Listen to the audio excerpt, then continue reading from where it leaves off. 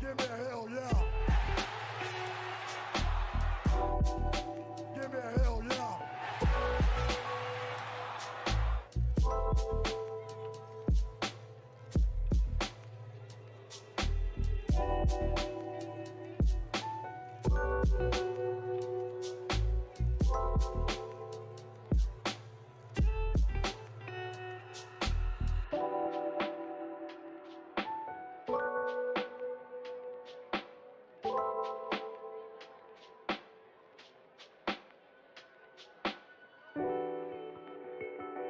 Bless up. Bless up.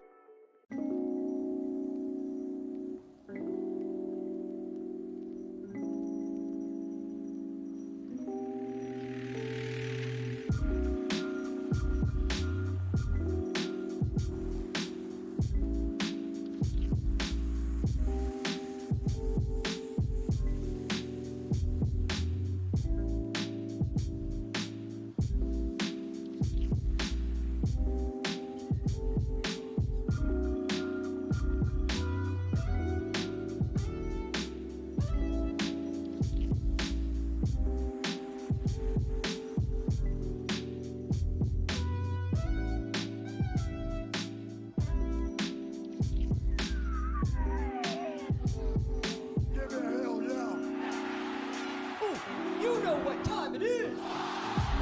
Ooh, you know what time it is. No regard for human life. Give me a hell yeah.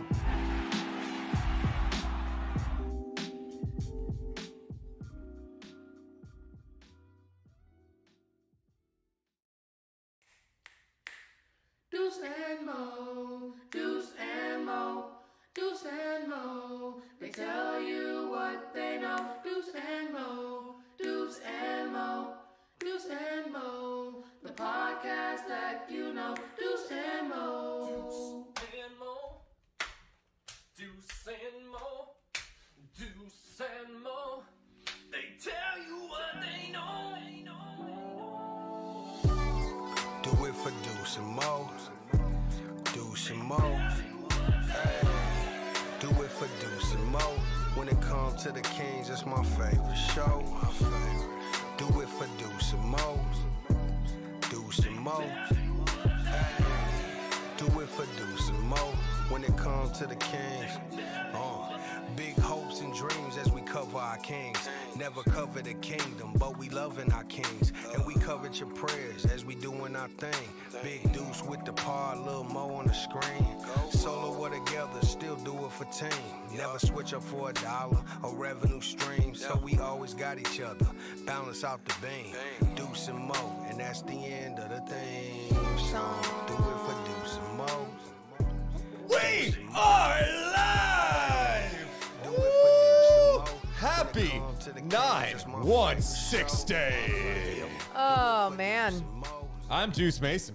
That's Morgan Reagan. How the hell are you, morning crowd? We've been doing these at night a little bit, but we got to sprinkle in a morning one, right? Yeah, sprinkle it in. What up, Deuce? Hey, what's up, man? How are you doing? Everything good with you? Hey, Morgan. Wow, quick talking there. I'm rooting for y'all. I appreciate that. Who's your favorite team of all time, though? Let's go, Kane. We got a jam-packed show, and next week's going to be a little different. Heads up, next week's going to be a little different. I'll remind everyone once we start the podcast, but we are leaving to go to New York City on Saturday night, a little red-eye. We're going to NBA broadcast meetings and then extending the trip out because Morgan's birthday is next week. That's not why. Admit that's not why the That's trip. why, No, and- that's not why the and- trip was extended out. And AEW Oh, Grand Slam is happening Wednesday, so it's like, hey, Morgan, you should go to the show. And it's, I don't care. I'm not a birthday person, so I didn't care that it was on my birthday. So yeah, but that is why the trip is extended. And I think the other thing too we should mention is because we won't have any live shows, we're thinking about, okay, what could we do? We may be repackaging some stuff that we've done previously. For example, I looked this up. It was December 2020. We sat down and chatted with Rashawn Holmes. It was about his journey. And it was amazing. That long ago? And I went and looked, and it had like 700 views. And I mean, it's cute. But if we did that today, it would be much higher. And Yeah. that's fine. We were just growing it. Sure. I'm like, there's people that have never heard that. We Cool. should put that out. Yeah. And, and it's not like really dated because it focuses on kind of his path to the NBA. So we'll do Re-release. that. Maybe a couple other ones too. So yeah. Yeah. That'd be fun. But only because we're gone. And then after that, you guys. Oh, then It's- buckle up. No, that's what I. Because guess what? Training camp starts in 11 days. Media Day, Morgan Reagan, is Ooh. in 10 days. Give me a hell yeah. And we can focus on training camp battles. Who wins the backup point guard, third guard spot? Yeah, and then who's gonna have so much energy that we go, wow, this year feels different. Let's have fun. All right, that's We will. enough. We got Ryan Anderson, Sacramento native, former NBA player. He's going to be joining us in a few minutes. So let's go ahead and start the show. Deuce and Mo coming down. 3, 2, 1. Hit my music. Deuce and Mo. Deuce and Mo. Deuce and Mo. They tell you what they know. Deuce and Mo. Deuce and Mo. Deuce and Mo. The podcast that you know. Hey, welcome into the Deuce and Mo podcast. I'm Deuce Mason. That's Morgan Reagan recording this on a Friday, Oh, a Friday, huh? September 16th. Or as in Sacramento, we call it 9/1/6 day. It's true. We have a jam-packed podcast for you. We're going to be catching up with a former NBA player and Sacramento native, Ryan Anderson, but it is 9/1/6 day. It is, which it makes sense. Everything Yeah. ties in. Sacramento native, 916 day, and new merch, baby. Oh, new merch today at that I'm that. wearing. We'll talk about that in a bit. Morgan, what's your favorite thing about Sacramento on this 9/1/6 day? Oh, that's so cute. You know what? I just told you this yesterday because I had to go to San Francisco for some work, and I was just in Portland. So I'm seeing all these different cities. Told you this yesterday. I was like, Sacramento, elite. And elite, truly. Because, and I know so many people are like, oh, whatever, you live here. No, everything from the trees to the amount of city to the amount of suburbia right there in the old Victorian homes, just everything. It is always such a vibe. I felt great last night going through Sacramento. I was super happy to be home, and I'm just like, this city's dope as So hell. you're saying Sacramento's awesome because there's like no traffic compared to, and it's downtown compared to San Francisco. That's how you're measuring Sacramento's greatness. Yeah, I guess. I I mean, mean, what- I'm not really. I was just saying like the vibe altogether was just like a vibe. Last on a Thursday night in the evening, I said, there is no better weather in the world than right here, right now. Yeah, It was facts. perfect. It's like Oh. not too chilly, not too warm, Oh. the perfect amount of breeze, but you can see like the Yep. sun setting. It was just a gorgeous night in Sacramento. I was just like, Sacramento's so cool. But I Elite. mean, yeah, truly, that's how I The weather feel. was elite. Yeah, I mean, there are always things I can nitpick with this city because I obviously born and raised here, and I'm like, I love how much it has grown. Yeah.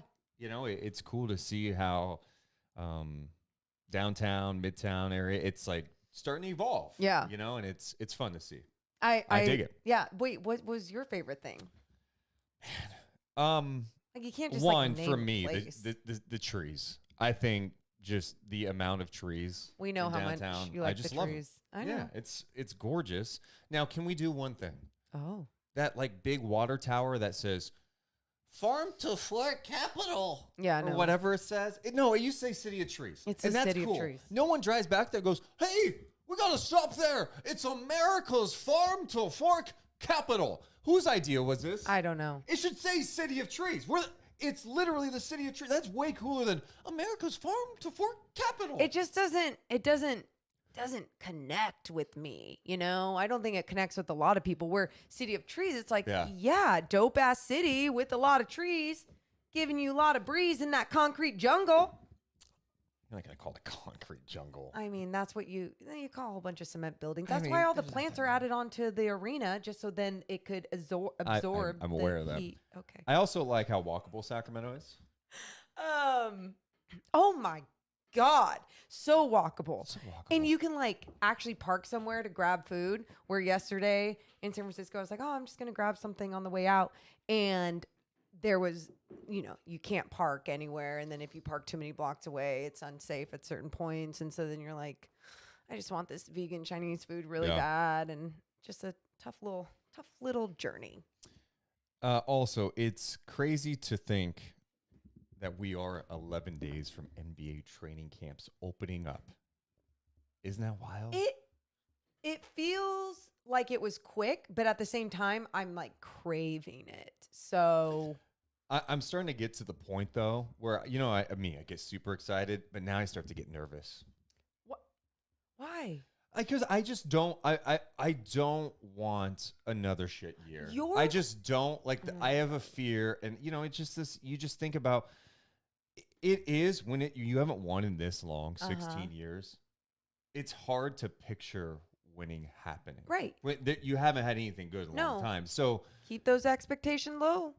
It's not about low. It's about realistic. Why do you have to lower expectations? You don't lower expectations. Because your expectations fly high as soon as one thing good happens. Okay. I know. My wild, they could be 500 expectations. That's absurd. I mean, really? That's absurd? That's 500 what? Like the first 10 games in or something? I really? It's absurd for me to sit here. Let's ask the chat. Hey, chat. Hey, live chat. Is it absurd for me to be like, I think the Kings could win 41 games this year. I think they could be above 500 if everything went well. I see Fox. He's focused. He looks happy. Okay. I just don't understand you sometimes. Like, no, I'm the worst. You're going to be the person that people hate in this town when the team's good. No, because you're going to be the one that always tears them down. Even they're going to win. They're going to win 45, and you're like, oh, I don't know. That's not me, and you all know this. I'm just a realistic human. That is all. Whatever. It is true. It's 916 day, so we're keeping it light and positive here. Ryan Anderson's in the waiting room. Do we just go to him now? Oh, he's already here. Do you think he's ready, or do you think he's just like super on time? Let's find out. It's a live show. And it's a live show. It's totally if fine. He's here, he's here. If he's ready, he's ready. We'll just be ready for whatever. No, it's Morgan. You think expectations are like a bad thing to have? I don't. I don't think expectations are bad. I think you have to have realistic expectations on what happened last season as well. You're the guy that made a bet and had to shave his head because the team didn't win enough teams, and that's win enough games. That's why, to me, I'm like, why? It's not about lowering your expectations because that team specifically didn't succeed. It's about lowering your expectations because this organization hasn't had that success in a little bit. That's all. I mean, it's all of it, Deuce. It's not just the roster that gets you there to those 41 wins. It's a little bit of everything. I'm aware. I love another new head coach. I do love when you talk to me like I don't know a thing, like as if I'm just like this. Oh, okay, now I understand. Like I'm aware. No, I'm aware it takes a lot to be good. I don't talk to you like that. I talk to you when you do. Look how you just, again, you guys, we're on Deuce's roller coaster ride. Welcome, everyone. Last week, it was like, oh, man, I'm so excited. And then what did you just say today? You're just like, oh, I'm getting a little nervous. It doesn't mean that's going down. It's just like, oh, I'm getting a little nervous. Like, okay, it's like, your stomach's like feeling it on the roller coaster. Oh, okay. I mean, what's your point? Your roller coaster of emotions. You are. Yeah, I'm alone in this. I am the only I didn't say Sacramento that. person who I didn't say is that. optimistic but is still nervous. Like that's a very normal feeling. Do you want me to you want me to not talk about my feelings anymore? You want me to just be like, No. let's just not talk about that. Being vulnerable is good. I'm very glad that you're being vulnerable. You're being transparent. You're telling us how you feel. I'm just saying you're more of a roller coaster of emotions than I am with all of this. I'm just like realistic. I get excited. You are the person that What am I, Deuce? Tell won't me. believe it until it happens. So let's get to some comments, though. Okay. For example, Steven is mentioning that I would actually be more annoying. We'll hate Deuce because he won't be able to shut up when they're good. Okay. Shout out to the kids in Sacktown who lets us know that he's currently watching from the shower. Oh, That's a good move. Yes. I 100% bring my phone in the shower. like They're waterproof does now. it get wet? Sometimes there's a little water on it. Sometimes I'll like put it above, but sometimes I've 100% tweeted while in the shower. I've 100% been in Discord having chats in the shower. Yeah. Do you tell people that that's what you're doing? Yeah. Hey, just so you guys know, I'm in the shower. You know, okay, really quick fun fact. Yeah. Yesterday when I was stuck in traffic for so long in San Francisco and I was on my way back, I was going to call you and be like, hey, how do I get into Discord to just chat it up with people? I just wanted to like audio or, talk to people. Oh. What? Could I have done that? Yeah, you could, boomer. Okay. Anyway, if that happens again, I'm getting in Discord. So if you're part of our Discord, and if you're not, make sure you sign up for our Discord. Another message. Kings finally have a roster that makes sense for the first time in years. There's good reason to be optimistic. Absolutely. I'm the same way. I am excited about everything that is going on. I think I'm just realistic when it comes to the league. And just because the Kings got better doesn't mean that other teams didn't get better around the Kings too. That's all. Fair point. We Morgan. haven't even started training camp, and we're going to be at each other's throats. No, we're not. No. Here's what I can promise you, though. What? If the Kings get off to like a 5-4 start like they did last year, I'm not getting sucked in early. I will not get sucked in early. Okay. I want you write guys it down. to all hold me accountable 916 day. You heard it here first. We're going to hold Deuce Mason accountable. You're going to get excited. And especially if the product looks different. Live in the moment, man. Okay. Live in the moment. Also on the podcast today, we're going to be talking about a new survey that came out. Hoops Hype put it out, and 15 executives were asked about players that they would want to build around who are under the age of 25. Yeah. We'll look at that list. We also have to talk about the latest with the Robert Sarver stuff, too. Yeah. The commission is not looking great at this point. Nope. Not his shining moment. This is going to be. But yeah, I like it that a lot of people are talking about it. I appreciate so many different podcasts and their opinions on this topic. And they all seem to align. And then we came on and talked about it before players had even tweeted out about it. So let's get to some more comments, including Trevor, who says, I just want this season to have a bunch less drama. That would be nice. That's good. Good. Was there like drama? Oh yeah, I guess there was some drama last year. From a Sacramento perspective, it wasn't as drama filled as it normally feels like it is. Yeah. But yes, it was not We'll fun take at all. it. All right, let's stop wasting time. Let's bring on a guy who we haven't had on the podcast before. No. I'm very excited for this. Me too. Former NBA player. He's a Sacramento native. He was the 2012 Most Improved Player. He's the one and only Ryan Anderson. What's up, Ryan? What's up, guys? How you doing? I'm so bad at the Zoom stuff. I've been watching you guys for the past 5 minutes, and I've enjoyed thoroughly what I've been watching. But really, I'm like, start video. Yeah, I'm not the brightest tool in the shed, but I will tell you what I am. I am a roller coaster of emotions guy to Deuce when it comes to the Sacramento Kings. It's been a journey since the early 2000s. It's been a real roller coaster ride. I'm so glad you're bringing this up, Ryan, because we're going to have Sorry, you on. Mo. Yeah, thanks. And- Sorry. No, this is great. This is great.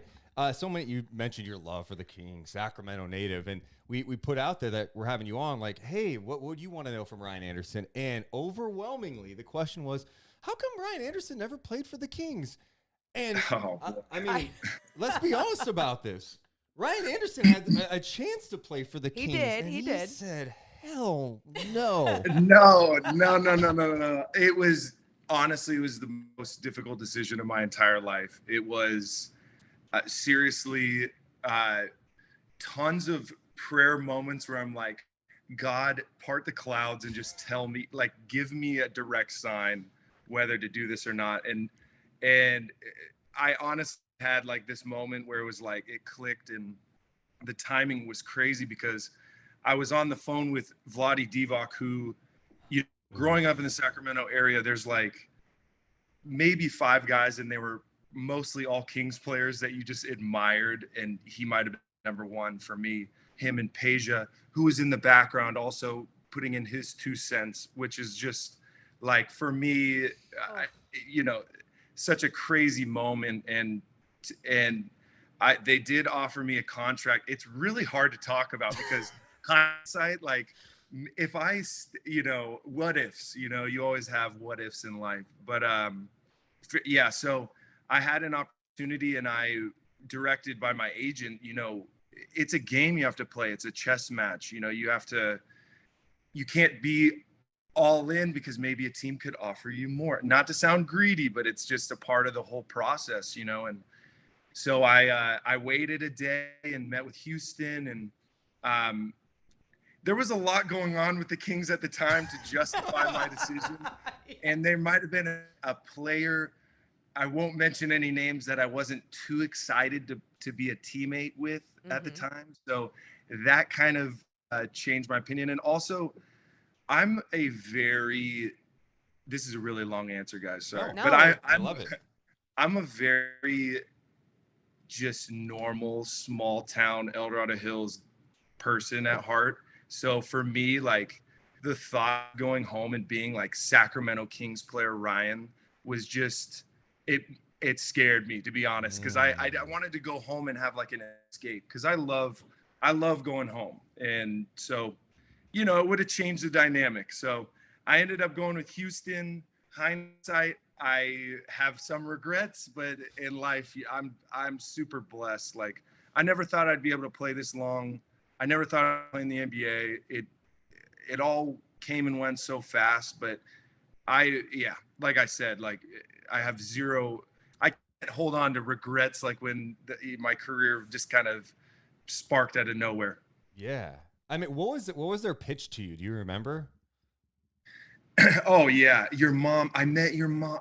I think Peja said a family friend. Like, the community's so small in Sacramento, so it's like Peja was eating dinner next to somebody that I guess like my family friends or something were mentioning something. He brought that up to me, at the meeting or over the phone. And I mean, the pitch obviously was a great contract, and then saying like, come home and be like the hometown hero, and we'll set you up with it's hard to hear, but it's like, well, if you want a job in the organization, and there's obviously things changed since then, and I still, like, you can't help but love Vlade, and you can't help but love the effort and the passion he has for that organization and all the work that he did. It's not an easy gig.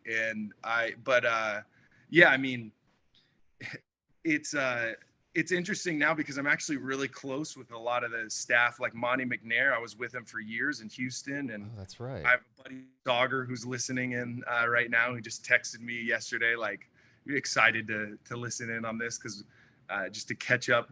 I'm gonna see when I go back to Sacramento in a few weeks. But anyway, not to change the subject. It's man, if I don't think about that, maybe, once a week, like, what happens if I played for the Kings, but hey, life's good. I can't complain. No, and that's exactly it. Do you want to make him uncomfortable and guess the player he didn't want to play? No, I'm shut just kidding. You can do it. I mean, No. I think it's pretty.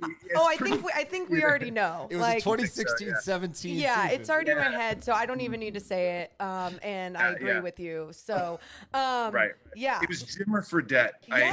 Yes. Why did the King? No, I'm just kidding. Such an asshole, you know? He wasn't even on the team then, but Yeah. We'll just I'm say kidding. Jimmer. Oh man. No. And that's, and good for you because it's like you want to make sure that you are still having fun no matter where you are. And teammates do matter. It's not sometimes it can just be about the contract. Sometimes it could be, situational, teammates, all of those things. So it's completely understandable. But you were talking about how you had Vlade and Peja, pitching you things in the back. And they're part of that early 2000s Kings squad. What did that squad do for you and your love of basketball?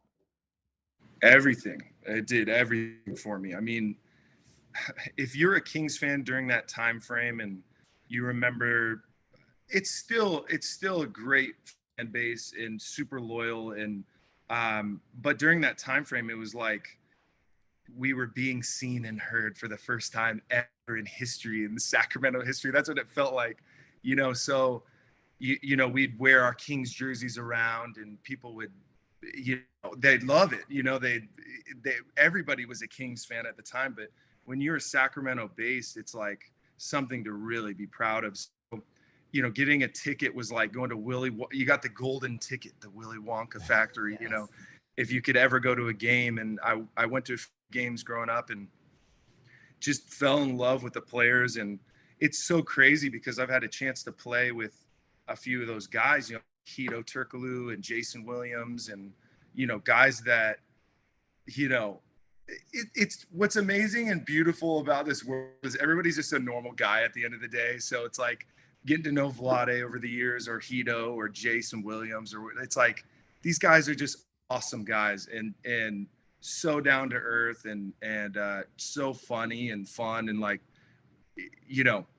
none of them have disappointed me from my perspective of when I was a kid, but it's Arco Arena. I'll always just call it Arco Arena, was just my, it's still to this day is probably one of my favorite places I've ever experienced. We won a state championship on that court. So just to be in that atmosphere, to have any part of history of that arena, but also, I mean, things have developed so great in Sacramento for the Kings, and the new arena is beautiful. And so things are going up and looking great. But for me, that time frame, it influenced my love for basketball more than anything. Yeah, I mean, that's also a reason why it always kind of felt like this fake dream world, like actually put on a Kings jersey and play for the Kings. Cause it's like, now they're this, the other 29 teams are they're touchable, but the Kings are untouchable. You know what I mean? Is it weird when you're an NBA guy and like you mentioned playing with Jay Will, like growing up, we're the same age. So growing up, I loved Jay Will. I was like, oh my God, this guy's so exciting. And I remember I met him a few years back in India, because the Kings were playing a preseason game there. Super random. He was out there. But I'm an adult, and I was just like, oh my, that's Jason Williams. I don't know. You were playing in the league, so maybe you just felt like you belonged and whatever. But were you nervous at all, like meet with Jay Will for the first time? There's a level where, especially when you're young, 'cause I was 20, maybe 21 when I met him. So he was a veteran in the league. Everybody loved him and admired him because he paved the way in a lot of different elements with the game. And he was also just the funniest locker room guy you could ever imagine. So everybody loved him.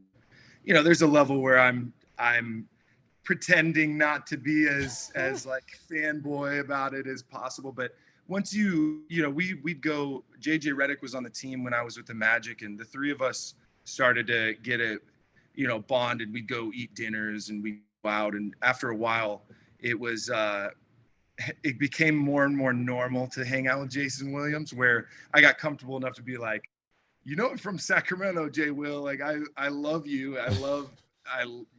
That was my favorite time of basketball. And of course he was so proud and love that time frame too. So, and he shared some fun stories like him and Chris Webber egging houses and stuff.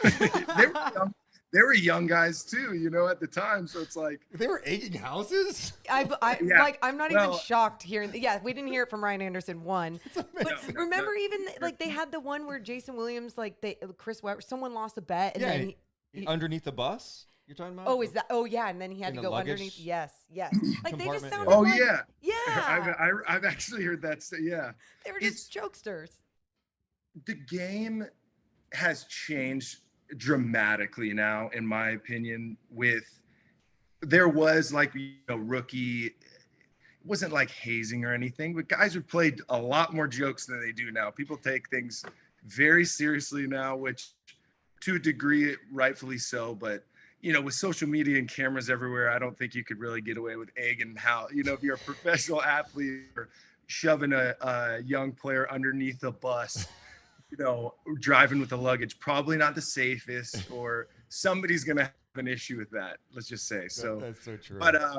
but yeah, I'm really happy to have grown up in my career during like kind of tail end of that era of these like old veteran guys that we all watched and loved. And okay, if like, you know, a Donald Foyle, who in my mind was like 60 years old when I played with him, you know, if he tells me to do something, I'm probably going to do it. You know, nowadays it's like the rookies don't want to listen to any veterans, or, you know, yeah, anyway, but yeah, a lot of funny stories with those guys. And Jay Will definitely was like the ultimate prankster, though. I'll say that.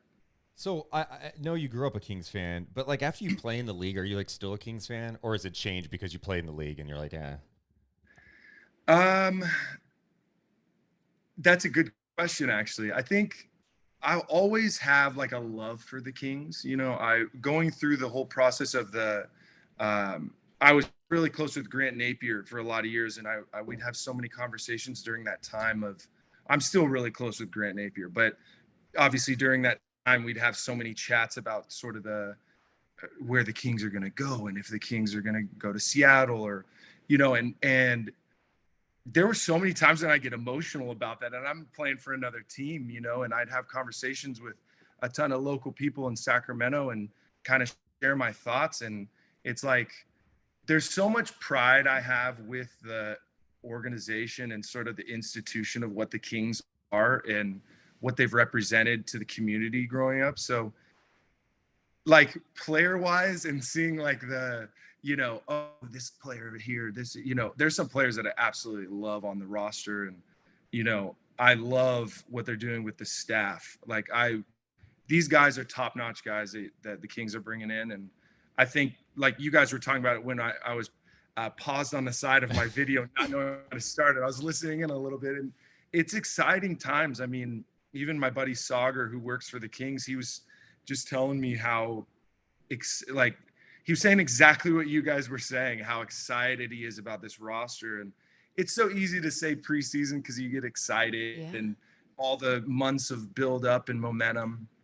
And obviously you have to prove it on the court, but I want to see them succeed. I want to see the Kings thrive. I want to see the fan base, like, they still are close to what they were, but to hear, you know, if the Kings made it to the playoffs again, can you imagine? Even just the first round of the playoffs, can you imagine? Even the play in, Ryan. I mean, you know what I mean? The play in even more, though, because it's like, we're almost there. It's so true. No, it is so true. And you just talked about a little bit about the new people and faces within the organization, and it seems like it's going in the right direction. What is it about them that you like so much, or that makes you feel like, hey, this is the way to go? My experience with these guys have only been super, super positive. And Monty, you know, so Daryl Morey was the GM in Houston, and Daryl, when you get Daryl for like a few moments outside of like robot analytics, Daryl, you know, it's like, I love Daryl. I have a good relationship with Daryl, and I can't say anything bad about him. He's doing his job, and he, you know, there's like a very personal side that's lacked in that department when it's like basketball Daryl or a lot of GMs are that way, but I'm just calling out Daryl Morey right now. No. No, but Monty, a lot of the brains of what Daryl was doing is Monty. You know, Monty has the brains, but he's also a stand-up awesome guy who is just a nice, normal dude. You know, he's not this guy that's walking around the organization like, bow down to Monty McNair walking down the hallway, or there's so many organizations, and every single one of them that I've been a part of that have just completely failed are ones where it's like, you're walking on eggshells, this guy's walking around, everybody quiet up, you know, kind of a thing. And it's like, you want a family atmosphere from the top down. So there's like 4 different organizations in the NBA that, like, maybe less than that spawn all of these talents. So there's like the Miami Heat, Pat Riley culture. Yeah. And then the Greg Popovich, like, Spurs culture. And then obviously like Golden State's sort of becoming their own, but that's still Popovich branch with Steve Kerr. And anyway, not to get too detailed into it, but it's like the league sees the value of these guys. I played for everybody but Golden State, or I didn't even play for San Antonio. What am I talking about? But I played for branches of these guys, you know, like Monty Williams is a huge Greg Popovich guy, but people need to know that the league sees that there's these organizations. Why are they so successful? Do we keep talking about Pat Riley or whatever? The reason is because from the top down, it's a well-oiled machine of like, this guy does his job and he hires this guy and he trusts him, lets him do his job. And then down the line. So it's like, I think the Kings are finally doing that, is what I'm saying. You know, it's like they're bringing in these guys that are respected, and they're hiring people to let them do their job and not over controlling, where it's like, you know, nobody can be successful and wear too many hats, you know, and control so many things. You have to trust people and respect them. That's what I see with the Kings, with Monty McNair. And like I said, he's just a great guy too. So you're not walking around on eggshells with that guy. I love that. And I also, you know, I know that's how he feels about hiring Mike Brown. And that's someone who also came from that Golden State Warriors championship. Popovich, yes, too, in Popovich, San Antonio. exactly. Yeah. All, you know, had totally experienced what a good culture means. Mm-hmm. Now, you Absolutely. heard Deuce and I arguing, debating, whatever, before you came on. And the one thing that I always bring up to Kings fans too, though, I always say that, hey, it's Mike Brown's first year as the Kings head coach. Like, allow a year for everyone to learn how to play in his system. That really needs to take place, right? And people do need to be patient with that, or am I wrong? Absolutely. You are 100% right. And it drives me nuts. I'm sorry. Deuce, I'm sorry. I'm striking a, no. You know, Ryan, it's, for me, it's like, I understand. I'm patient too, but I also look at the roster that's around. I mean, Sabonis is an all-star. Fox, I think, is going to have a big year. They got pieces around him. Like, I don't think it's crazy to suggest that they could be a 500 team. And if I feel that way, it doesn't mean I'm being impatient. I would be disappointed. I mean, I know the West is deep. It's deep all the time. But if you can't make a play-in, then you've got some serious things to consider. Like, that's just the reality of it. You can't argue either way. I might edge toward Mo a little bit on this one, though. My whole thing is that kind of like strikes a chord for me, because I've seen organizations that go from, hey, let's build this thing together and let's get this hype. And then that's what happened in Houston. When I signed my deal there, Dwight Howard left. We weren't even supposed to be a playoff team, and we should have even made it to the Western Conference Finals. And then guess what happened the next year? We didn't. All of a sudden, we overachieved, but it wasn't good enough. So we got to bring in Chris Paul. We got to have. I can't tell you how many times I got the Carmelo Anthony trade threat to me thrown in my face, and that, like, you know, it's like. What do you mean by that? What do you mean thrown in your face? No, there was always this walking around on eggshell thing. Like I'm saying, you know, they articles would be written, guys would be talking, you'd hear, oh, this guy's trying to trade you for this is everybody's sort of when you work in an organization where everybody's watching their back so much, you can never trust anybody fully. And then the gossip starts, and then you hear this guy's talking about that.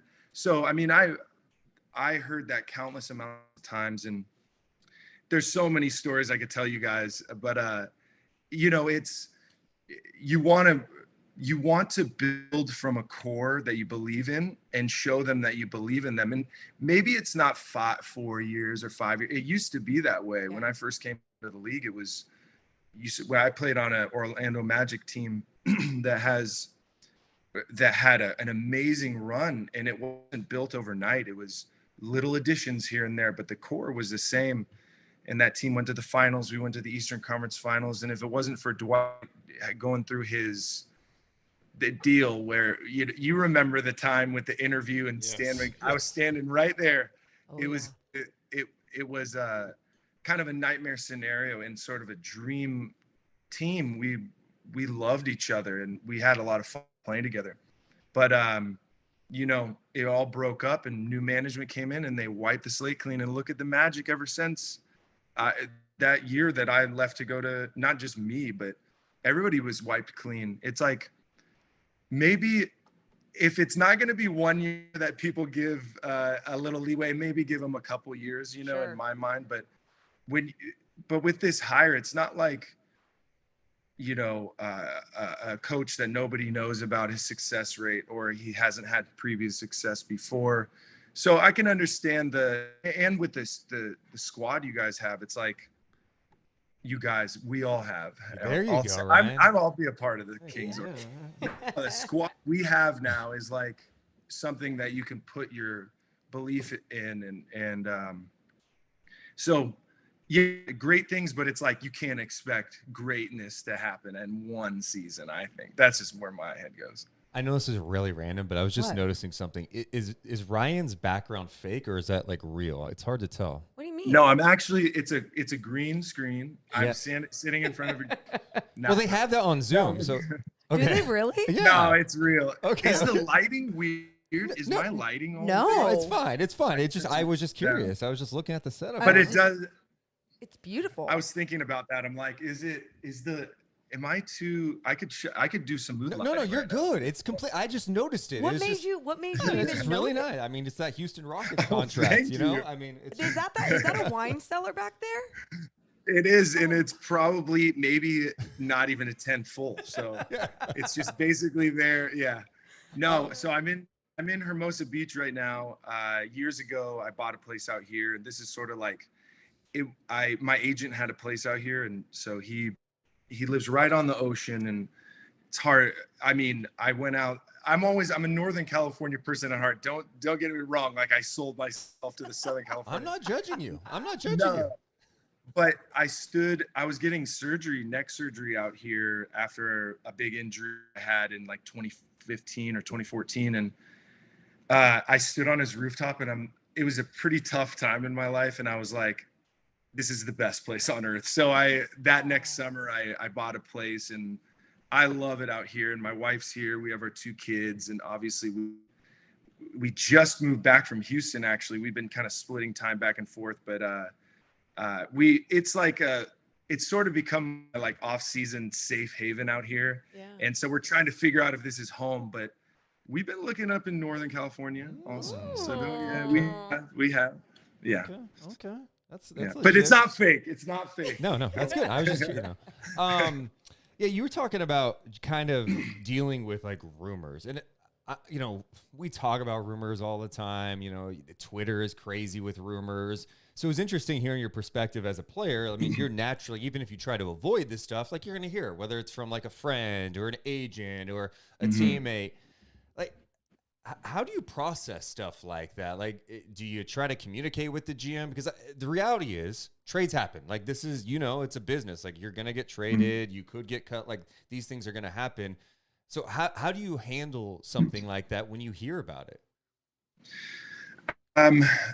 Wow. Yeah, that's a good question. Also, it's difficult, it's hard, especially when you're just going to work and doing your job, and you're trying to fulfill what the team wants of you. And every night, especially as a shooter, it's like there's been a shooter in history that hasn't gone through slumps. So the same articles are written, the same trade. He's struggling right now. So what's going on in his personal life, or what? It's like sometimes it just doesn't fall, you know. Right. Sometimes you don't. It's not your month. Or like Duncan Robinson is a really great buddy of mine in Miami, and he had he had his moments, and he signed his deal, and the pressures become more real when you sign your deal. But he has the most level head on. He's the best guy, and he's really smart, really talented, and I don't know if you guys saw like game 1, he had his chance to play and he broke a Miami Heat record in the playoffs with threes. So it's like you have to kind of try. I bring him into it because he reminds me so much of myself, and you kind of have to do your best to just block it all out and just play, because guess what? The moment you make 9 out of 10 of your threes, everybody's going to say he's on pace to be in the 3-point contest and break a record. So you can't follow sort of the trend of the up and down of the way the media talks. It's a challenge. I kind of really distance myself from social media. You're going to hear something, you're going to find something out regardless. But that's what I'm saying. When you play for an organization where you feel safe, you can talk to guys and you can talk to your coaches, or what can I do to places where you don't feel safe. It slowly unravels into a mess, so, yeah. But it's difficult. The game has changed so much since you were even last playing, and we were just talking about chucking up threes. How many threes are you taking in one game in today's league? 20 a game. No, I mean, it's when I was in Houston, we weren't allowed to shoot twos. We couldn't shoot any mid-range twos. That was a Mike D'Antoni rule. So in order to get going, sometimes I would try to, get a post up, or I'd try to get an easier look rather than shooting like 3 feet off of the 3-point line to get myself going. So every time I would do that, he would separate, like maybe the 5 times guys did that, and you would be hounded in the video room in front of all the players. Like, this is not what we do. This is not. And so it's like, that first season I was there, I probably shot over close to 10 threes a game. And if I was still playing, yeah, even more so, it's just become it's a thing. I saw the evolution when I first came into the league of where the 3-point shot was going. And fortunately I kind of had my break and sort of, my abilities sort of blended so well with the transformation of the NBA then. Yeah. Because not a lot of big guys were shooting threes like that. So, well, it was your ability to like pick and pop too. It was, your ability that they could rely on you to do that. Set that screen, boom, you're out, you're open, you're shooting this shot that you feel comfortable with. It's just, it is. And then finally, as the league just kept evolving, they're like, okay, all these big guys are starting to do that and add that to their game. And it's just, it's crazy to think about the era, the time that you were playing in compared to just like how quickly the game has changed. Yeah, it's crazy. And now you see centers picking and popping. You can't be a center and not be able to do everything now. All these, the players that are the most valuable in the league now are the wing, forwards that can do everything, that can even play a 5 position if that, like a Draymond. You see people can say whatever they want about Draymond, and trust me, I've gone through my fair share of debates with a guy like Draymond, but the value of him is toughness and ability to guard and 1 through 5, and his ability to spark the team and do the hard things. It's no longer a game where it's the valued guys are the guys that can just go out and score and get buckets. It's a different world now for sure. You're talking about the pressure that can come with like signing a big deal. Like Duncan gets that big deal and maybe he's not living up to that deal's expectations. You've signed big deals. Is that pressure? How real is that pressure once you sign that deal? Because obviously you're elated. You're getting life-changing money to play a sport you grew up playing. Like, that's incredible. But it's also like, hey, we're paying you because we need you to be like a guy. Did you feel that pressure when you played? I did to a degree. I definitely did. And, especially it's different if you make that kind of money and you sign that deal with a team you're comfortable with already and they re-sign you to come back and do your same job. Like, if I would have re-signed with New Orleans, I had proven myself for 4 years there of what I could do. So even if I had a small dip, it's like, we still know why you got that contract. Going to a brand new team, like you said, Mo, you got to have that process of getting used to the new team and organization. And regardless, it's going to take months for that group to get comfortable. And then you'll finally see it click. And when that clicked for me, I kind of got back into my comfort zone that first year. But then I would have loved to experience what I did like if I re-signed in New Orleans. I would have, it would have been a lot more fun. I think it would have been less pressure filled because, the Houston market and the media is a big market. So they want success and they want it now. And with the way that team has had success in the past, they kind of wanted this shift of winning a championship immediately for James Harden. And that was the storyline. And so, when I signed that deal, I signed it to be a spacer for James Harden.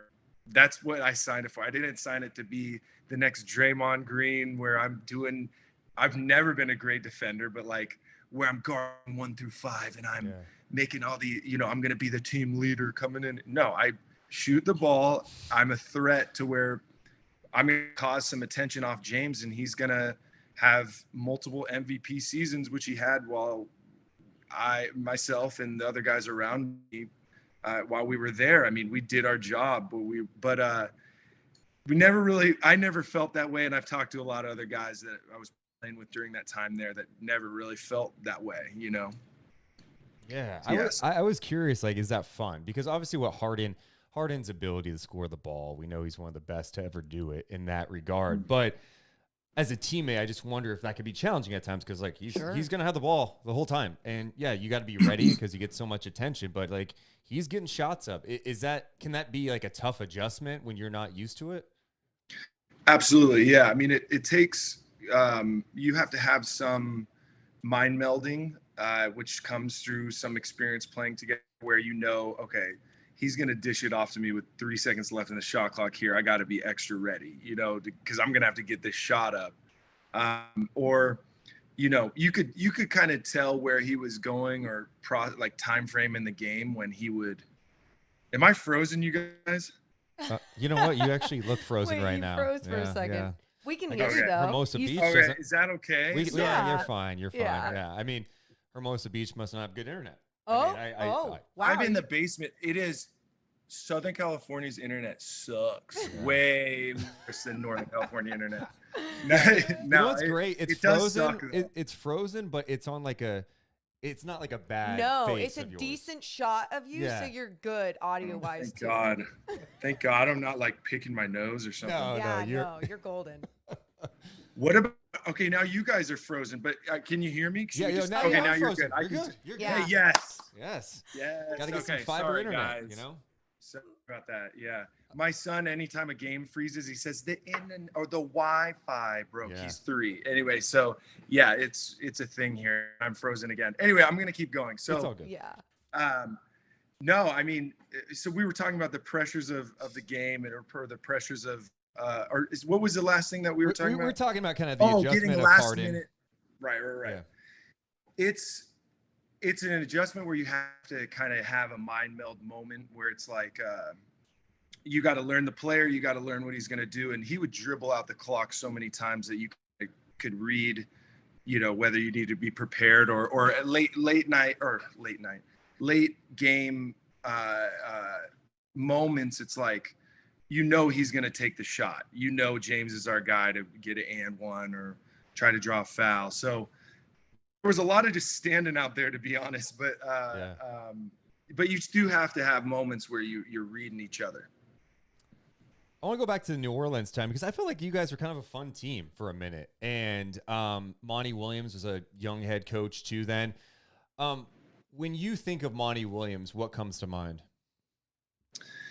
Man, so much comes to mind with him. He was such a rock for me through that time frame. You know,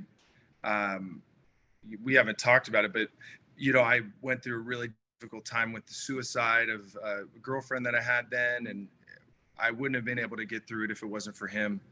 And he was just a rock for me. Him and his wife actually that passed away shortly after. It was a really hard time frame, but we shared so much off the court together. And so like I said, he's the strongest, most amazing leader I've ever been around in my career. We lost Oh Ryan. my goodness. Now we actually lost Ryan at her. As we're talking about sweet I Monty know. Williams. I know. Yeah, Oh. He's back. He's back. Let's see if he's back. Let's go back. All right. Ryan. Can you hear us, Ryan? We can't hear you. Oh, now There, now yeah, you're yeah, back. you're good. Okay. Of Are course. I'm so sorry, you No. guys. Well, This is all me, everyone. No, it's Everybody all. watching this, it is my fault. I'm What, sorry. what's super crazy about it is like we're going in this very like deep and like emotional time of your It's life. And it's just fine. like, No. so But no. could you hear all that? yeah, we could Yeah. hear The last end? Yeah, yeah. Okay. So Monty, like, Yeah. yeah, I just I'm sorry, you guys. you don't you're need a sorry. You don't fine, need a sorry. Ryan. Okay. No, but Monty Williams, just from afar, you just see how he represents himself, and like I Mm. just know his impact on you was tremendous during that time. Like we talk about adversity on the court. I mean, this was obviously a tragic thing that happened in your life, and then flash forward a few years, he goes through an incredible tragedy, losing his wife, and I feel like you guys have that a really tight bond because you went through those experiences together. Yeah, absolutely. I mean, you know, those are experiences that go far outside of the game. I really believe that. Can you guys hear me? Yeah. You hear me? Okay, good. I really believe that, in my opinion, God put him in my path during that time frame for just so many reasons. But if any other coach was there, or I don't know who would have picked up the call and come and taken care of me that night, or put me on his couch in his house after everything happened, like stayed with me that whole night, just like a father figure during a time where my dad was obviously he would have been there in a heartbeat, but he couldn't in that moment. He just has ability to be such a powerful, influential. I don't know if you guys saw his speech like during the funeral of his wife. Yes. So we were there, and like just the chill, everybody is watching this guy do something that like for a second really impacted the world. I feel like with everyone that saw that speech, because you never see anything like that. You know, you lose somebody so important to you, and yet you're still talking about praying for the family that, or the family of the person that killed his wife. And he's just an incredible guy, and he is a great coach. He's a great X and O guy. Obviously you see him with the success in Phoenix, but when I heard that they were hiring him, it's such a brilliant hire, because with that young core, they need somebody that they can look up to and admire, and that can be a leader to sort of just guide them through this process of nurturing their abilities. I mean, you see all these guys like Devin Booker he's always been a star, but he's becoming like a veteran star now, and you see that. And Mikal Bridges is an amazing guy, but I know that Monty sees a bit of him in Mikal, because he's just a good kid who just wants to work, and you see where his career has gone, and guys are just blossoming around Monty, and it just made me so happy to see that hire.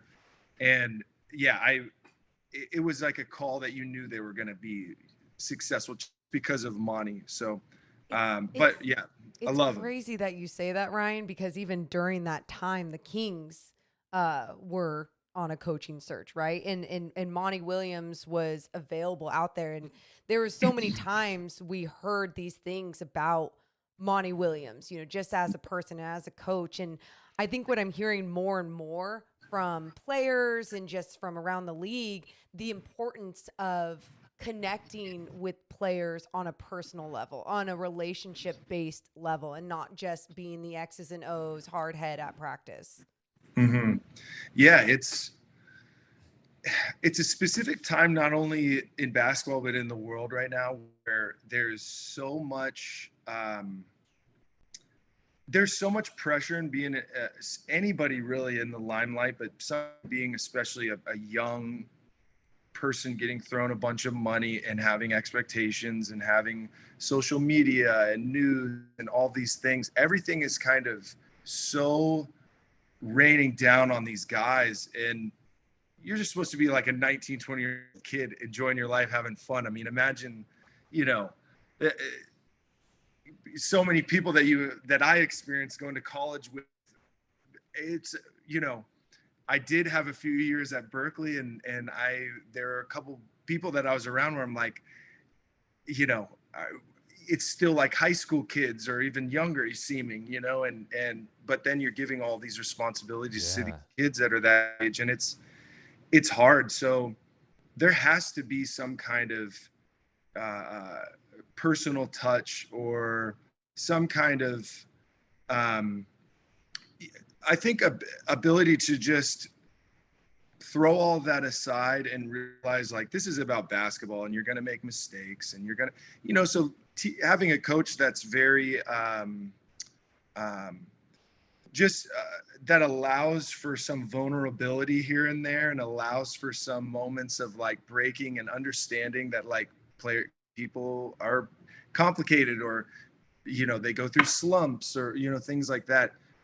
He was a player. He knows exactly what all that's like. So, and he's a very empathetic guy. So having somebody like that, but also having sort of this toughness level, this mental toughness, and harping on that, and as well as great coaching, it's like a full package of a coach that you need nowadays. And there's a handful of guys that are like that, and Eric Spoelstra is for sure like that too. I had a chance to play for a few months with him, and I noticed that in him too. He's so inspirational, but he's great with players and connecting with them in that way. When you went through that tragedy, and obviously Monty was there for you, do you remember the first time you went back to the court and what that felt like? Yeah, it was a really traumatic, tough time. I had moved back home with my parents, and I lived there for a few months. We had it was crazy, because if all of that would happen now, it might have been even more intense. But we had paparazzi people. We had to put screens on the windows, and so I just basically live out in the backyard, and I would contemplate where do I go from here? And basketball was not in my mind frame. And then I remember Monty actually called me at late, maybe 1 a.m, and we had a long conversation. You need to come back to basketball. This is what this is what you love. It's the one thing that you can escape from. And I gave it to him. I did not want that in that moment. But he really pushed me to come back, and he was more than right. I mean, he's just such a smart guy in that way, to emotionally know what people need. But that's what I needed. I needed that 2-hour break in practice, or going to the gym, being around my guys, where I didn't have to deal with the real world of what was going on. And I fell in love with basketball harder than I ever had in that moment, because it was really my safe place in the world, So you were 31 when you were done playing in the NBA. Was that weird for you? Was it just were you ready? What was that like? So I was ready because of sort of how things started to go downhill a little bit with trades and moving around so much. And my wife was 7 months pregnant when we got traded mid-season from Phoenix to Miami. So she moved with us out. You know, obviously she moved. We had to get a new doctor. We had to get set up in that way, which was like, is this even really worth it all anymore? You know, and so when that season ended in Miami, I was contemplating retirement then, because I just kind of felt like I told you about the love I had, falling in love. The game just started. So many things happened to where I wasn't enjoying it anymore, and I was stressed, and I wasn't really getting, you know, I wasn't getting the opportunities that I once had on the court. So, but I had this expectations with money wise and stuff like that. So it was like that mixed with so many other things, just kind of my passion for the game, and then getting traded twice. Then that summer when I was thinking about retiring, I got a call from Mike D'Antoni. Hey, why don't you come back with Houston? And we had been living there at the time. So my contract was waived and stretched. So I could save tax money. So we obviously just stayed in Texas. And but so the team where I was living said, come back. And so I did, and they gave me a deal. But then obviously a few months later, I got cut there. So much happened there where my passion and my love for the game and every aspect of it was just sort of done. But then I gave it one last shot because I didn't want to have any regrets, you know? Yeah. And then that really kind of like threw down the hammer, like, okay, it's time to retire. So did it all unfold the way that I wanted to? And I rode off into the sunset and, you know, had this 18-year career, and, you know, no, but again, it's like, even to play over a decade in the NBA for me, God. was like, That's a massive accomplishment. Yeah. It's, I mean, you made a lot of money, you played on good teams, you met amazing people. Like, yeah, you know how it is though. I mean, you guys Yeah. have a level of success that you've built, but when you reach a level of success, what's next? It's not like, we're good. No, it's like, what's the, Yep. you You're just right. gotta keep going. So And that true. you want, you know, it's a lesson learned for me that just, you know, comparison is the enemy of contentment. That's a huge thing that I always harp on. You know, it's like, if I compare, or I want more, or, you know, it's so hard for me to just sit and enjoy life and be happy and be content. And yeah, I mean, so it's crazy to be retired now. It's crazy, but I do have 2 young kids that are taking a lot of time going on, and I'm not sure if we were going to get into an event or whatever, but with the movie thing that we got going no, on, we're that's been definitely taking- hitting on that. I No, know. no, I don't want to throw it, like, I'm not trying to segue it. I'm just saying that's also been such an awesome. Right. No. I want to talk about basketball all you want. No, I'm just we're saying- fine. We talk basketball, we talk life. We're No, just no, going good, wherever. good, It's a good, good. conversation. We're just I hanging want out. this to go wherever. I'm just saying, I'm not trying to segue. All I'm saying is the sorry. No, but like the making music has been a passion of mine forever. So We are being- so being excited to get to retired- this. No, I no, didn't- no, I this was is not great. trying to No, place this. no.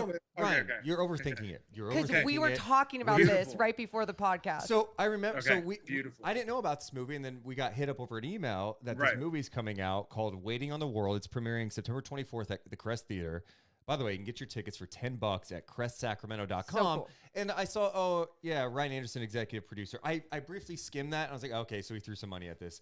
But then it said, and then he scored most of the film. I'm like, What? Wait, what? Ryan Anderson's in the music? I had no idea. Yeah, it's so. For a long time, I've been making music, and it's sort of been like my other passion in life. Have you talked about this before?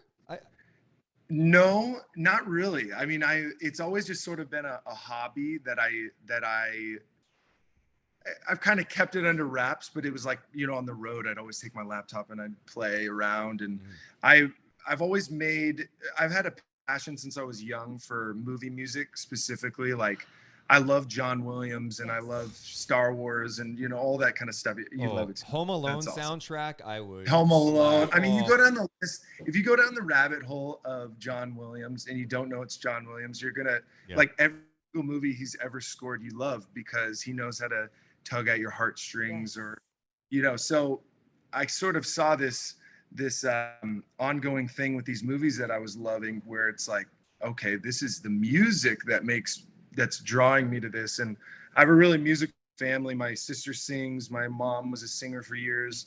My dad is an amazing pianist, and my uncle and aunt are in an orchestra in Oakland. And so I was always around music, but I probably 10 different instruments growing up, but nothing like stuck. So I've always loved making.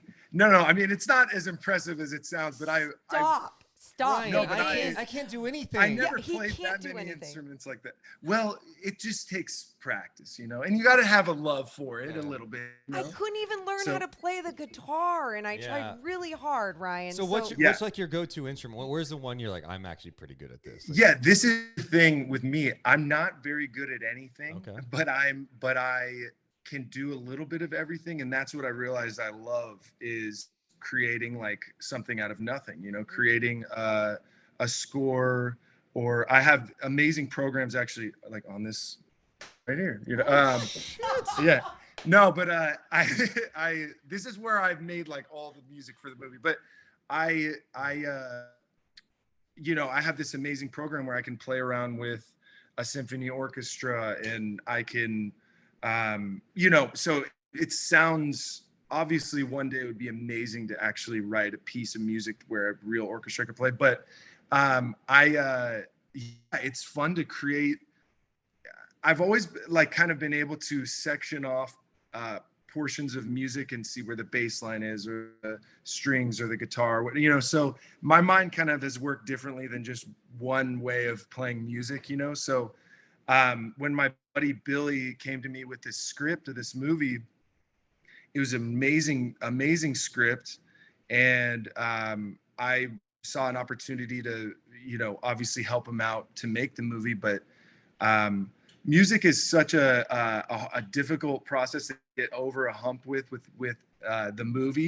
movies in the movie industry. So, and he had music in mind, but I was like, let me help you out with certain scenes. And it just became a really fun thing to do with him, and over the pandemic, and sort of something to get my mind off of that difficult time we were talking about with retirement and trying to figure out what I want to do next. And I've really realized, I mean, this is what I want to do next, if possible. And it's a fun first step. This premiere, this screening we're doing for the local community, it's a fun first step in terms of where we want to go. And we want to make everything Sacramento based and kind of have this, we call it farm to film sort of mentality, like where the casting is in Sacramento. There's so many great Sacramento based storylines that are not told, or people don't.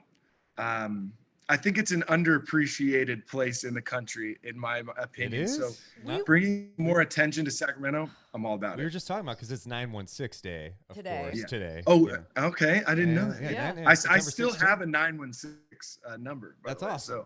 So we got to keep it. Yeah. That's cool. Also, when he showed the keyboard, weren't you hoping he was just? I thought he was gonna didn't you just like play if one? I could, I would give you a little. Yeah, give us a little. I don't think. No.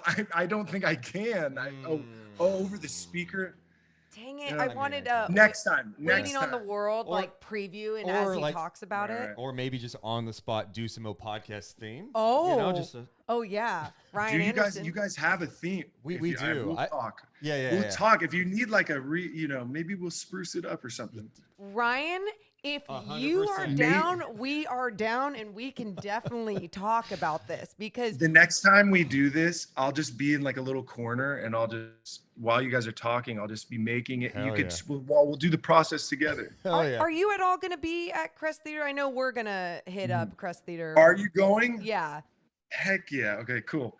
I'm going to be there. Yeah. Okay. Well, we have, I got to give my hats off to my buddy Billy for just the amount of work this guy has done for this is just like outrageous. And he's had a passion for write. He has a really great talent in writing. And then obviously he's directed little things here and there, but to direct a full length feature film, to put the cast together himself, to get it funded by local funding, and it's like nearly impossible to make a movie and to finish a movie. So for him to be able to do this predominantly himself, and yeah, I helped with certain things here and there, but he's going by William Henry. That's going to be like his movie name. But I always just call him Billy. But he's just wanted, we've been talking about this for so many years. And even when we were in high school, he's always wanted to make a movie like this, so it's really a passion. This movie specifically is a passion for him. And it's a story that I think a lot of people will relate to. And it's just going to be a fun thing for Sacramento. At the end of the day, what we want to do, like I said, is just build up sort of an excitement, something new that we're trying to do for, especially like the younger population of Sacramento, to build up this something exciting. We have some things in the plans that I'm sure we'll talk about in the future that I'm really, really excited about. But if we could keep making movies like this, it would be a dream. And I would love to keep making music and stuff for them. So it's called Waiting on the World. It's a comedy. Can you give us like a little, hey, give us a little teaser? Like, what can people expect if they go see it at Crest? I know this is when I need the music. No. I'm just kidding. No.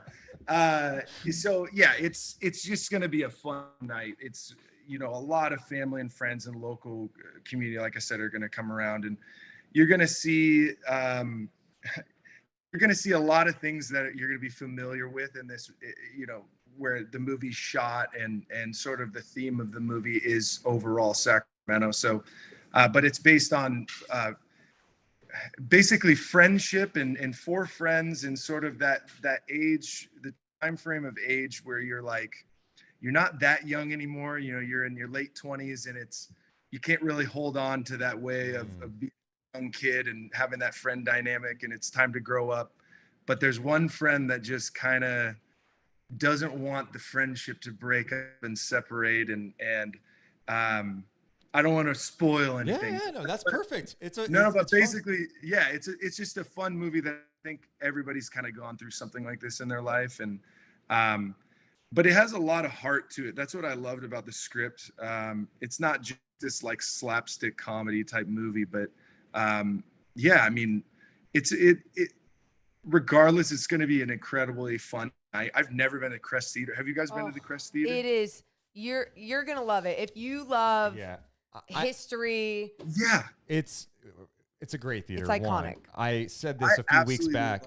love Our goal is to do a live podcast there when the Kings make the playoffs. You know, because it's like 900 people, and it's like I think we could fill that. I think we can.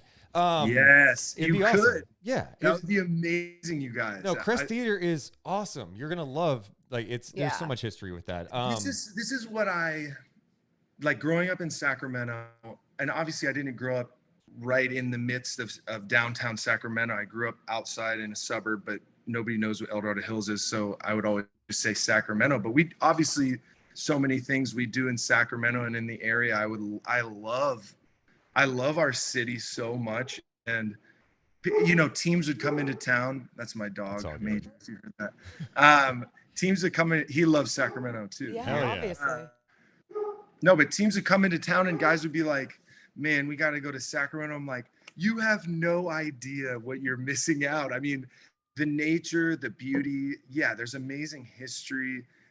But now the food scene is incredible. Yes. The breweries, there's so much to love in Sacramento right now. And so taking all of that, and I love your guys' passion for the Crest, but I know you guys have a passion for Sacramento so much too. It's I want, the goal with this is sort of a step one with what Billy and I want to do, is like a step one to bring excitement to a group of people that are like very rearing to have something. They're very ready to have something excited about in Sacramento. And so, again, we'll talk more in the future once we have some things in play, but it's like, there's so many, think of just the Kings fan and how much Sacramento people rally around things that are passionate and fun. And like, there's such an opportunity in Sacramento that I think is missing right now. Yeah. You know? Yeah. I hear you. So, do you make a cameo in this movie? Do you? 0 cameos.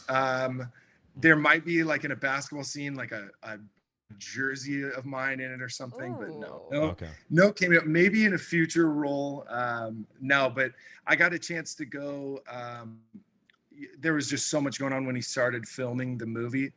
I got a chance to go check out some of the sets and watch while he was filming. That's cool. It's just like, it's amazing the crew and cast that he was able to get locally, and these places that I've been to so many times, he really maximized the most out of, capturing these moments where it makes you feel like you're really there.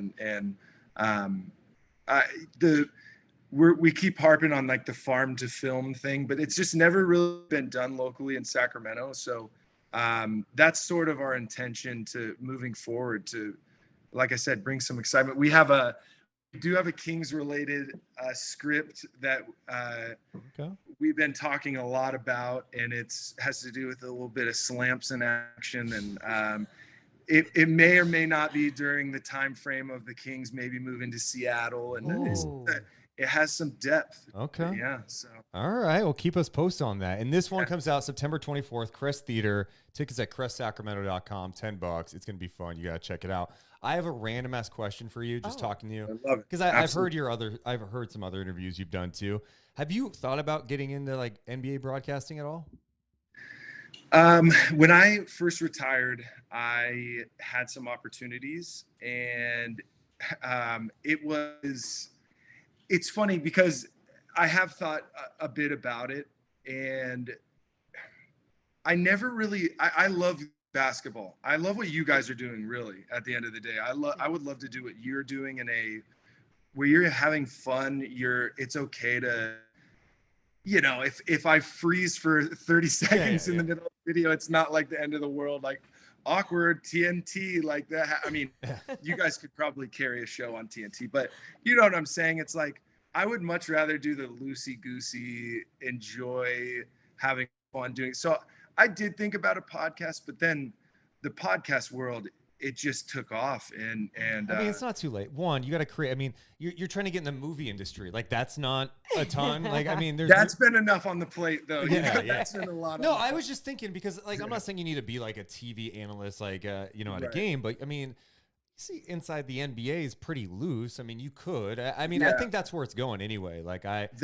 was the opportunities, though. Like, it was like the TV analyst stuff, and I'm like, well, this guy shot. No. See, 0 for 3 from the field. I'm like, that is not me. No. Man. That's the thing. If you do it, you gotta be yourself. And that's the thing. Like, look, great example of this. You know Pat McAfee, right? Yeah. Look at what he's done, and like he has turned it into an empire with his podcast. A job with WWE, ESPN, after not being into him, now loves him, and they bring him for College Game Day because he's different. He's just himself, and you got to be raw. You got to be yourself. You got to be genuine, and it works. 100%. I could tell you. I mean, you obviously know the game. You played the game at a high level. I was like, but you're genuine. You're easy to talk to, and you should do some broadcasting. Thank you guys. Or you could just be on the podcast appreciate more that. often. I love it. I just want to be a third member on your podcast. Perfect. Yeah. No, or just like every once in a while. No, honestly, you can definitely come on our podcast throughout the season if you're down. Hey, I'm always down. We can update on where the Kings are going and everything. Right now, though, I think I'd rather kind of be the behind the scenes guy. Yeah. I'd rather be the guy that is enjoying the process, that like I want my buddy to shine in this project. That's with the movie. I want this, this is his heart and soul into this. So, that's kind of like where my mind frame is at. I'm not opposed, Duncan Robinson and I have been talking a little bit. He has a great podcast, and he's so naturally talented at it. He's really, really great. But he's had some things going on with his deal, and so he might be on his own right now. And so we talked actually like 2 days ago about it. I mean, I also love food a lot, so there's always been sort of this branch of maybe I do something food related or travel wise, but I don't know. Nothing's really just landed and organically happened. But yeah, I do like doing stuff like that on camera. I would, like I said, prefer like the color commentary type stuff. But who knows, if an opportunity comes around, you never know. You never know. You mentioned, how did you guys get started with a podcast? Because it is so like, it's so. I mean, was it just like one day? Hey, we love the game. No.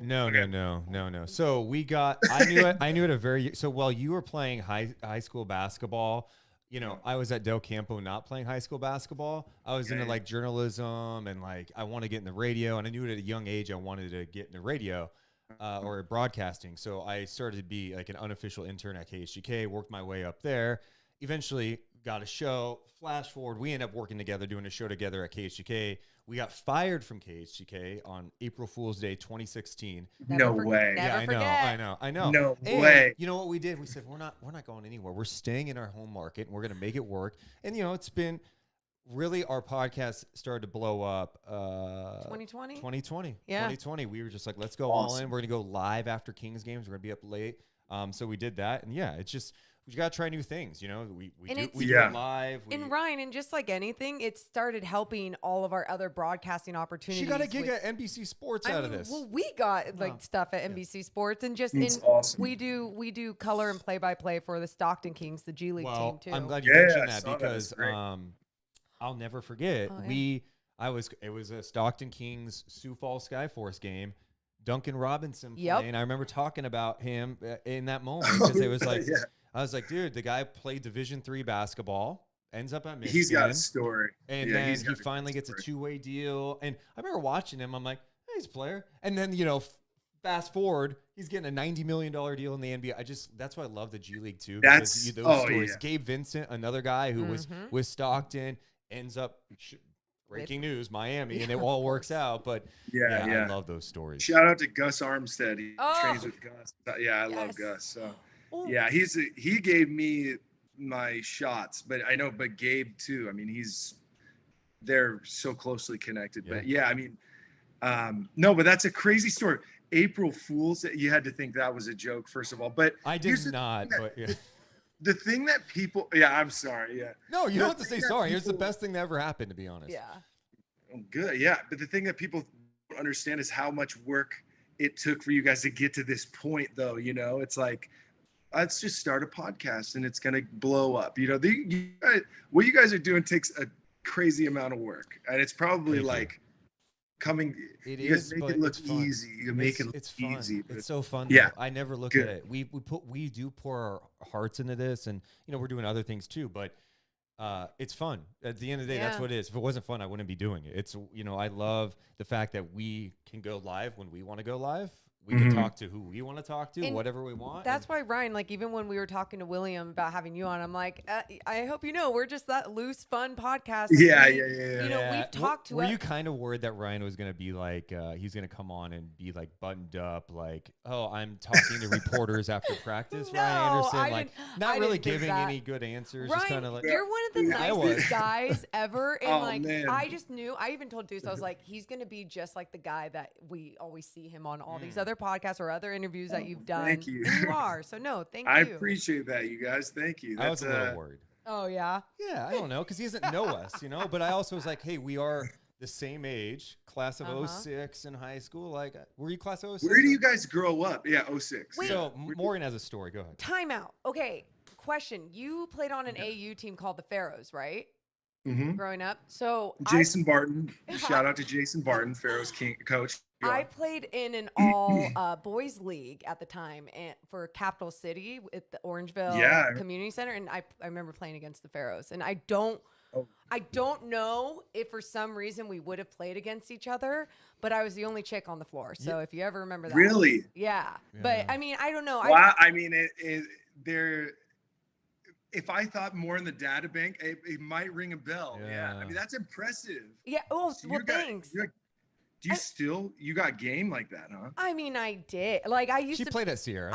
you know, it's funny because I had like scholarship opportunities at 17 and I was just like, I don't want to play college. You know, women's basketball, it's just like there's so much more drama and people just don't empower you, all these things. And then I missed it. So then I ended up playing at Sierra College in Rockland and we ended up winning second in the state. And no way. That's awesome. Yeah. But anyway. Do you think that if you did play again, let's just say you did play against Ryan, okay, and like, let's just say he was switched out onto you. Yeah. Do you think you get by him? Oh, Or 100%. Sorry, Ryan. I would break No, those little ankles.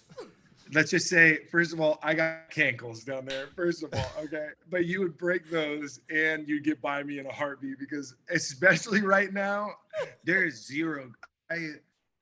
I've shot a ball maybe 5 times in the past 3 years. Yeah. That's I know. Weird. Like, so do you think if you had a shot right now, you went out, do you think you make it the first one? So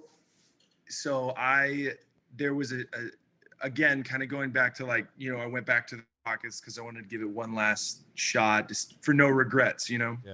So was it last year? 2 years after I retired, I feel like I see the delay in my hand and I feel like I'm doing a lot of hand gesture movements. Just tell me if I'm doing it too much. Anyway, no, so I went back to with the Rockets and I was like, what do you think? I talked to other teams, what do you think about maybe I was thinking about maybe working in management and in the front office. And I had a former coach who's still there and he's like, we'll just show up at 9 a.m. He hits me up at 10 or at 11 o'clock at night. Just come tomorrow at 9 a.m. I show up at 9 a.m. and he's like, he gives me 6 guys to train, but just thinking maybe this guy wants to coach, And I'm like, I don't really want to be a coach, but I worked out with some of the younger guys, and put them through some shooting drills and stuff. So I thought I wanted to be a coach, just maybe 5 practices I went to and I realized I had a conversation I don't know if I could do this traveling wise because there's an opportunity maybe to travel for the remainder of the season with the team. And so it just didn't happen, but this is all getting to me shooting. So John Wall was warming up for practice. He came in for practice one day. We were talking and I was like, check this out, John, and I hadn't shot a ball and I just stood on the corner and 5 in a row. I made 5 in a row right there. And I left the building, I don't want to admit I left. So literally I'm 5 for 5 in 3 years. Hell yeah. Dude, good job. Keep that number. Right. I've always loved, I hope that doesn't come across to people like I'm this guy that hates basketball or doesn't have a passion for the, there's a level of me that has just never been basketball, Ryan. And I can't even associate myself with kind of going back to what we were saying with being King Ryan. It's there's a part of me that is neither one of my parents were athletes. My sister wasn't an athlete. I'm my sister's 5'6", my parents are 5'8" and 6 foot. I'm a freak. So nothing, I go home and my dad's playing the piano and, my mom's gardening and it's there's zero sports, so it's it's very easy for me to just go into this version of myself and not be oh man, I need to get on the court, Right. But, I mean, I think it's just part of the evolution of your life, right? Basketball was a part of your life for so long and now it's on to the next thing. I mean, it's probably good that you're not super attached. Otherwise, you go work in it and, work in a front office or do some broadcasting or do something. But it sounds like you have other interests. There's nothing wrong with that. Yeah, there's so many parts of it that I miss. I miss the travel, camaraderie, and being able to, there's nothing like the per diem. Big shot. Yeah, the per diem's great. But yeah, being able to go to have a night out the night before, go to or night off and go to a great restaurant in Chicago or something and, explore the city and stuff like that. I miss that so much. But yeah, I mean, of course, there's elements of the game I miss, you know, like making a big shot and like 20,000 people are just like silent in an arena because it's just that Yeah, you're never gonna. There's no ounce of anything I could ever do in the world that'll ever recreate a moment like that. So it's impossible to think about, you know, continuing to seek for another career path where I'm gonna have that, you know. But yeah, I mean, but I'm like all or nothing. So that's just the way that I am with everything. So it's like, if I'm going to be in basketball, I'm like the gym rat, all about it. But if I'm not, I'm fine. You know, I can give it the all or nothing. What's the better feeling? Is it hitting a big shot to silence a crowd on the road or hitting a big shot at home? This is the debate. Yeah. That's the debate, right? Yeah. That's, I've had this conversation with some buddies and it's definitely the first one. It's like, I just remember, like at Golden State, a big game in the playoffs, I had this corner three that it was like a few seconds left. You know, it was like a pump fake, Kevin Durant jumps, sidestep three. And like I'll rewatch the video of that so many times, or I used to at least, and there's like so many hands on the heads, like, yeah. And like that's the reaction I love. You know what I mean? Well, you dunked on Kobe too, though, right? What was that moment like? I mean, it's crazy because I literally had in my entire career, when I was even playing against Mo in AAU, like I had, you know, no, but I had like 3 one-handed dunks that I've ever done in a game. Like I would always do 2-handed dunks. And so the Kobe thing happened and I'm like, what did I just do after that happened? And then I'm like, that was Kobe, you know? Yes. And it's funny. My agent printed out this picture of it. And obviously it's so sad what happened with Kobe.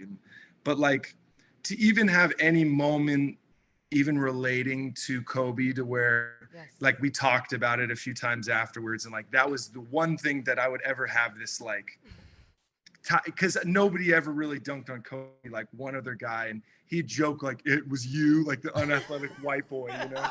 And so, but just so cool. And I have a picture of that moment, but my eyes are closed.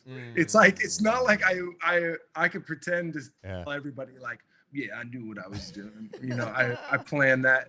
No, like the eyes are closed in the picture even. And so but yeah, that moment is like, it's a hard moment to be like, yeah, I did that because of what happened. It's like, it almost sounds like I'm being this arrogant person about him, but the way that I love, it's just like that. Like I said, it's just that moment to share that I actually had a, you know, impact in his world in any way. It was just so crazy. That's amazing. Yeah. Well, so sad being here in LA. It's like, that is still, people still talk about it. Oh yeah. I mean, all the time. It's so traumatic and sad. It's still hard to believe, to be honest. It's like, it doesn't feel real, but yeah, I mean, you got to share the court with many legends. That's amazing. It's pretty amazing. Yeah. Ryan, we can't thank you enough for being on the show and spending this much time with us. And we'll have to get you on throughout the NBA season if you're down. I'd love to. Yeah. You guys are awesome and you're very easy to talk to as well. I appreciate you guys for the opportunity. And yeah, if you guys can make it to the movie thing, it would be awesome to see you guys out there. And yeah, and again, like it's for the community. So anybody that wants to come through and show support, like we're calling it sort of like a test screening. We just want people to come through and see what we're doing and sort of like the intention of what we want to do locally. And it was a fun process, and just want to like celebrate my buddy Billy. Oh yeah, dude. September 24th, Crest Theater, CrestSacramento.com, $10 for tickets, a local film. Ryan Anderson's going to be the building. Like and Crest Theater's We're going to have fun. Yes. We're going to have fun. It'll be man. fun. Well, hey, right, awesome meeting you, and hopefully we get a chance to meet you in person. Absolutely. Yep. Absolutely, guys. Appreciate you guys. All right. That's the one and only Ryan Anderson joining us on the Deuce and Mo podcast. I didn't know we'd be talking to him for like 90 minutes or so. My gosh. He is the kindest human. Even when he's talking about dunking over Kobe, he's like, but you know, I can't like, he's just a nice human. Wow. Shout out to everyone here, by the way. Make sure to hit the thumbs up button. Make sure to subscribe. We are live. Shout out. We got to give some shout outs because I believe our guy Kenneth donated 50 subs on the YouTube chat. Give me a hell yeah. Appreciate you, Kenneth. Also, shout out to Spanish Goddess who donated $5. Real talk, is Ryan Anderson selling any autographs? I always loved his time with the Rockets. I'm sure he'd probably just give you an autograph if you hit him up. But I appreciate it. Do you see how nice he is? Come on. Appreciate the donation. Very interesting conversation with Ryan Anderson, who's, dude, I didn't know he was in the music that much. That's insane. Again, when we saw that, I was just expecting him to be like, oh, yeah, like it's something I'm dabbling in. Yeah. And it's like, oh, no, music runs through his family. Oh, yeah, I'm like inspired by different composers and whatever. Just really cool. Really, really cool. Well, we should mention that today's podcast is presented by, how about our new merch? Ooh. You see what I'm wearing right now? Speaking of Sacramento, happy 916 Day. Why not have a Why not have a Tower Records edition of the Deuce and Mo shirt? No podcast, no live. You can get your own today, along with our other merch. And because it's 916 Day and we're celebrating Sacramento, if you use the promo code SACTOWN in all caps, SACTOWN, you get 15% off. Just go to deuceandmo.com, click on merch, and you can get crew necks. You could get hoodies. You could get t-shirts. You could get beer mugs. You can get stickers. What? It's all at deuceandmo.com. But yeah, the new one. We got a hoodie, crew neck version of the Deuce and Mo Tower Records edition. And our way of celebrating 916 Day is giving you 15% off this weekend at deuceandmo.com. Click on merch. We're also presented today by ESAC Fitness. Every time I flex, each week it just gets nicer. Wow. And nicer. Do you honestly? Just chiseled and wow, Deuce. Be honest. I could barely look. Yeah. If you want to get in shape, you want good classes, spin classes, functional fitness, yoga. They've got an amazing recovery room. Go to esacfitness.com. It's a great place to work out. I feel great. Also presented today by Joey Reagan over at Lion Real Estate. We're talking about the love for Sacramento. Yeah. Joey loves Sacramento, and talk about a rising star in the real estate industry. A guy that's not just transactional, as Morgan would say. Thank you. A guy that is going to build a relationship with you. He's going to help you find your dream house. He has helped one of our listeners relocate from New Jersey all the way to Sacramento. What? So you need to hit him up today. You can do it in a variety of ways. On a cell phone, 916-412-4592. That's 916-412-4592. You can go to his website, jreagan.golion.com. License number 02128070. We appreciate everyone's support of the Deuce and Mo podcast. And if you are a small business interested in partnering with us, advertising with us, going to the moon with Deuce and Mo, hopping on our rocket ship, and we could take their podcast and your business to new heights. Let's just say we have a new First Thought sponsor. Yes. So if you want to hop on board, just go to deuceandmo.com, click on contact. It's going to be fun this season. Yeah, it's going to be a lot of fun. Let's get to some comments before we got a meeting in 20 minutes too. We got to wrap it up. Oh my God. Cameron says Rhino would be great. Regular Deuce and Mo cameo appearances would be so enjoyable. Yeah. How nice is he? Like, yeah, totally. Oh, come on. It's like, please. Senior and Foremost says it's great to hear about the human side of an NBA player. Yeah, there you go. Totally. Brian says Mo used to work at Granite Bay and Wood Creek basketball camps when I was a youngin'. Oh, yeah. I mean, I worked at a lot of different, I loved youth basketball clinics and coaching at all of them growing up. So I did a lot of that. That's awesome. A couple of things I wanted to hit on before we wrap things up, Morgan Reagan. The latest with the Robert Sarver news is interesting because Adam Silver, from the last time we were on, did a press conference that did not look great at all for him. Nope. That was strange. That was strange because he's been... For a guy that's usually so buttoned up that's and ready to go, and he's just... like he had 24 hours. Yes, it did not go well. But in the meantime... one of the Suns' minority owners comes out, puts out a statement saying that he should resign. Robert Sarver should resign. You had LeBron come out with the statement on Twitter. Chris Paul. Yeah. Now you've got PayPal, which is the jersey patch sponsor of the Phoenix Suns, saying they're not going to renew their deal after this year if Sarver's still in charge.